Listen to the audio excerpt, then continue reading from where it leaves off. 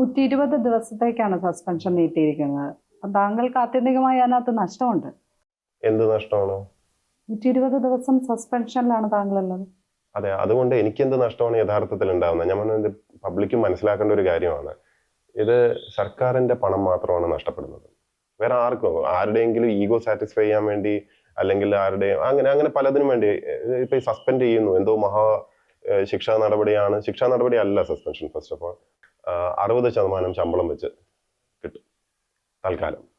ഈ suspension period കഴിഞ്ഞാൽ അന്യായമായിട്ടാണ് ഈ നടപടി എങ്കിൽ അത് എനിക്ക് പൂർണ്ണ ബോധ്യമുണ്ട്.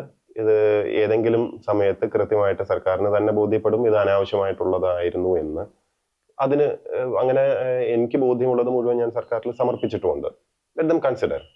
അവർക്ക് ബോധ്യപ്പെടും എന്ന് തന്നെയാണ് എൻ്റെ വിശ്വാസം, തീരുമാനം എടുക്കേണ്ടവർക്ക്. ഇനി അതല്ലെങ്കിൽ തന്നെ വേറെയും നടപടിക്രമങ്ങളൊക്കെ ഉണ്ട്. ഇവിടെ കോടതിയും നീതിന്യായ വ്യവസ്ഥയും ഭരണഘടന നിലവിലുള്ള രാജ്യമാണല്ലോ.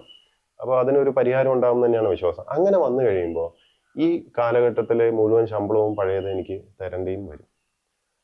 അപ്പോൾ ആർക്കാണ് യഥാർത്ഥത്തിൽ നഷ്ടം? നികുതി പണം അടയ്ക്കുന്നവർക്ക് മാത്രമാണ് നഷ്ടം.